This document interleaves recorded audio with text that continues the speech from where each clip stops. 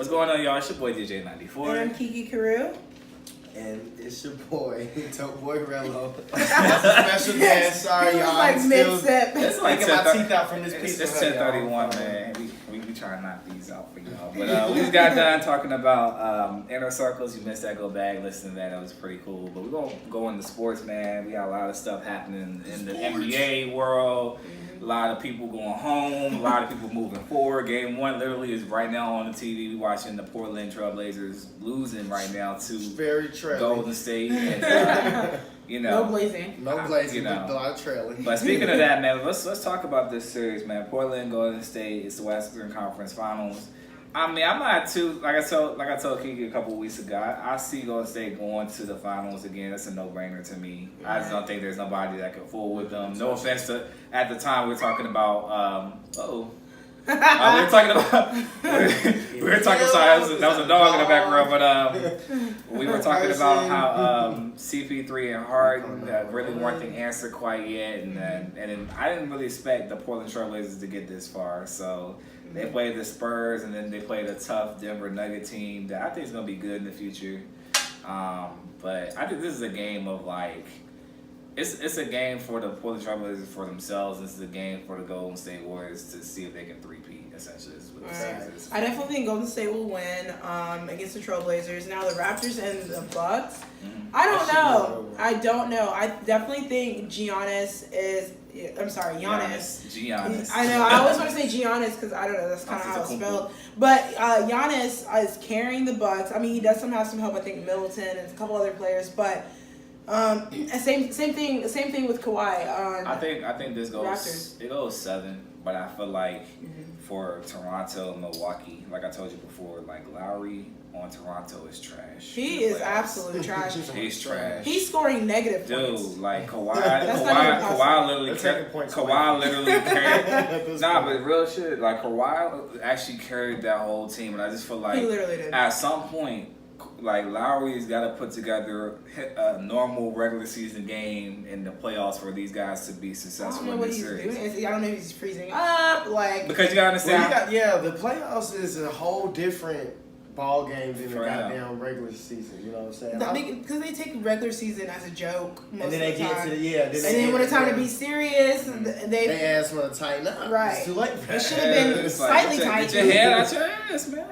I don't know, but Lowry is definitely slacking and holding the Raptors back. And if he comes back, I can see them winning. And that and the fact that he's the facilitator, bro. Like if he can't get the ball to these guys, in rhythm, with the ball around, score when he has to, then Toronto's not going to win this series. That's just me being like Kawhi could have 50-point games, but at the same time, when you got Giannis who's going to get 25, he's going to get his 25. He's going to get more than 25 because he draws on a damn bad night. He's going to get 25. I'm telling you, I love Giannis so much because like we were talking about before, before or earlier in the playoffs, when they first began, I was mentioning that basketball, everyone just wants to shoot it. No one drives in, draws those fouls. I'm telling you, 80 to 90% of his shots are in the paint. Right. He's a true big man. And he literally, I don't know, he draws defenses and he makes his and ones.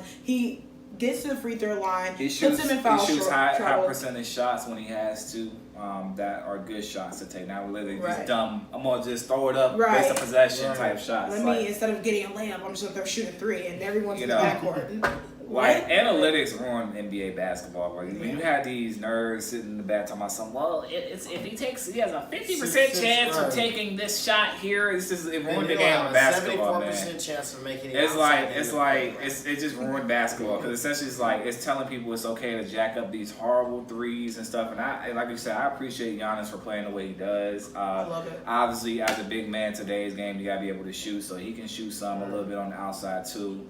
I just feel like Giannis and Brogdon, who's going to be the X factor in this series, is going to be too much for Toronto because, like I said, like Lowry has not shown up all series. He's literally sleeping. He literally is just getting carried by Kawhi at this point, and by his coattails. And it's crazy. I'm just sitting here like, yo, this man really out here like that last shot he hit up on Philadelphia. I was sitting here like, yo, that's Kobe-esque.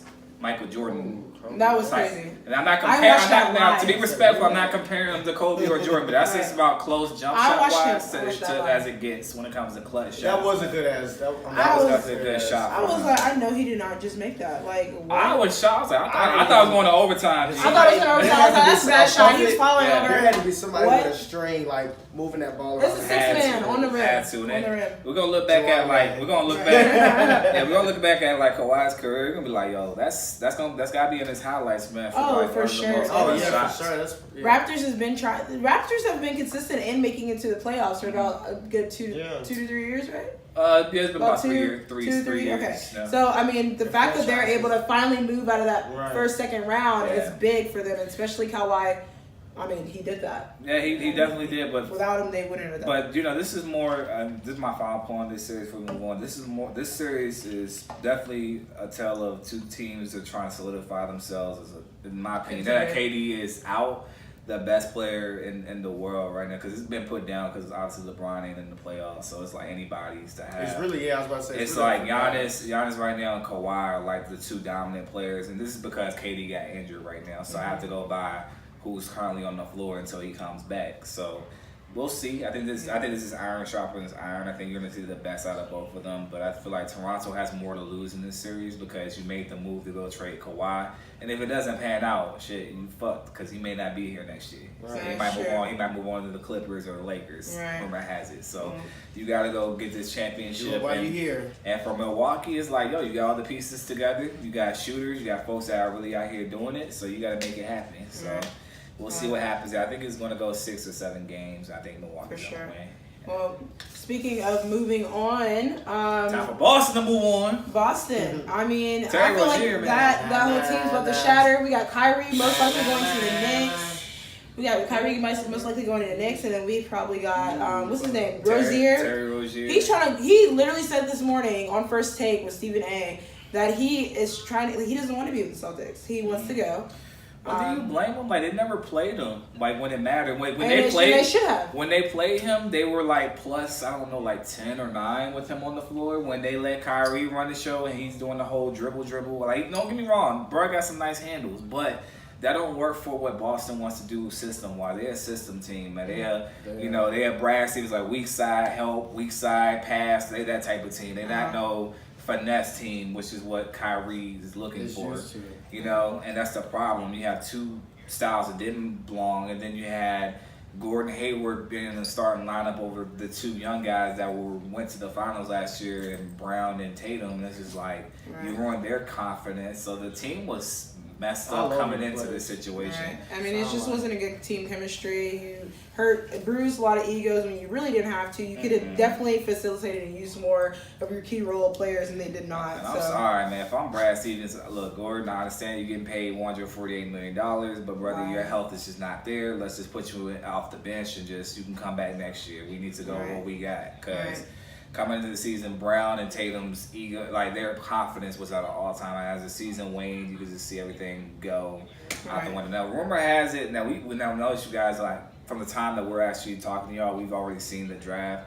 So the Boston Celtics, they got 2 picks, but they're not high picks. These are like 14th. I think it's like the 14th and like 11th pick or something crazy like that. Yeah. So they were really hoping to get a high pick because they were trying to go get in the race to go get potentially AD in place just in case Kyrie leaves, so they can still be in contention. Maybe trade away to a Rozier or like a Tatum or Brown. I don't think they're going to touch Tatum. They like Tatum, so I think maybe Brown or somebody else because Danny Ainge can finesse his ass off when it comes to trades, so he'll figure it out. But I don't think it's going to happen now. I think Kyrie's going to bounce. I just say, to me, I feel like you should re-sign, Terry Rozier and just keep the team intact. Because like I told Kiki during the break, I think that Gordon Hayward will be himself again next year. Well, if he's healthy, I think Terry being there in that system again in the starting role will be beneficial. But if Terry does decide to take the contract that Celtics, if they do offer and say he does take the contract, they're most likely the only way I see him staying is they're offering him a lot of money because I know he's passionate about leaving because he doesn't want to stay with the team. We'll definitely see on how that plays out. But Lakers hired Frank Vogel and Jason Kidd. I don't know who Vogel is. Kidd. Now, I know they're trying to get I'm not like, so for me, yeah, that whole situation, I'm not mad at the Frank Vogel situation. We all know what that is.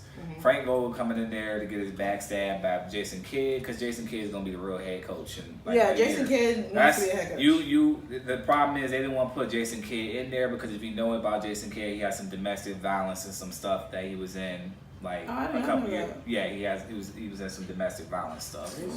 So he looked like he would be. He looked like he would be so because of the he looked Jason aggressive. Kidd did not look like that. Yeah, because he does. Have you ever seen him play and stuff? It's something about them bald head dudes. Man. He looks aggressive. He looks aggressive. He probably a really nice dude, but he looked like. Bitch, what the fuck you saying? Like fuck you up behind closed doors. I will dunk your ass. Hey, yo, like it's a joke, Jason. Shut up. So I just feel like they want to put him in that position because like of the backstab and just the fact that he like his last 2 stops he hasn't really done much. Milwaukee, like he developed Giannis, yes, but they didn't go to the playoffs with him. You good, bro? My bad, y'all can't see it on audio, but my man's just bumped his elbow. It's okay. It's okay. We're gonna live over here. But yeah, Frank Vogel, I don't see him being there more than a year. That's all I gotta say on that one. But I think this is a good hire. If you think about it, Frank Vogel was with the Pacers back when when LeBron was in Miami. He coached those Pacers teams to the finals. With Paul. Yeah, he made Roy Hibbert an All-Star. You know Roy Hibbert, he's dirt. So he knows what he's doing. LeBron's got to play defense with Frank Vogel because he's all about that defense life. So we'll see. And Jason Kidd needs to be there for the young guys because he's a developer. So I think this is a win-win situation for their young core. Okay. Well, so, I mean, he has the experience, obviously. So let's see how that works out for sure. Well, we already watched the lottery ticket. Yeah, we did. Or not the lottery ticket, the lottery draft. Yeah. Let me just harp for a second, man. They need to get rid of this damn pinball machine concept. Right. Because that's what the lottery is. I get it, but it's just like, yo, okay, so we. So you have to do it at a hat or something. Again, we watched the draft. We watched the draft live, y'all. So hey, whatever you gotta do. Hey, find something. But my thing is like, okay, so New York is. I feel y'all wanted, my man Zion. I don't think y'all gonna get him. I think New Orleans, my man. So y'all know New Orleans got the number 1 pick for Zion, for Zion. So they probably gonna go for Zion because they don't know if Anthony Davis is gonna stay or he's gonna leave. And if you're gonna rebuild, hell, Zion Williamson, the next generation of players, is a good start. That's a good start. You need to get him regardless. So they're gonna get him. Then Memphis came at number 2, and then I think who else was in there? It was Memphis. The Lakers ended up with the number 4 pick, and I was laughing when it happened. I was like, the man, Knicks was 3rd. I thought, the Knicks were 3rd. I thought that the Lakers were going to end up getting the number 1 because I just feel like, LeBron had a bad year. I just feel like the NBA gonna give him that. If they gave him that, I feel like because we all knew what time it was. That would change the dynamic. That number 1 pick would have went so fast. Before y'all can even say that, oh yeah, we're trading that to AD. Come on. Let's go ahead and get our AD. They wouldn't have to trade much at all if they would have the number 1 pick. I think David Griffin would have probably took it and obviously turned it into Zion Williamson. So. But so that's how your draft ended up. I think obviously New Orleans is gonna get Zion. I think that Ja's gonna go to Memphis with the number 2, and I think RJ is gonna end up being in New York. And I think they said some guy from Vanderbilt, Wake Forest is going to the Lakers. I don't really know of him too much. I don't watch too much of them. But in our final minutes, man, Philly and Houston, which team is time for them to blow it up? I think Houston needs. You mean blow up the team? Yeah. Like dismantle it? Just dismantle. It's time. So Jimmy, Embiid, all them niggas. All them niggas. But you know what? But Embiid's a franchise player at this point. I think this is gonna take a minute. So we're winding it down. We're gonna come back with a short part 2 for y'all on the sports, and then we're gonna go to entertainment. So sit tight. Think about that. Philly or Houston? Who needs to blow it up? Word on the street, ATL.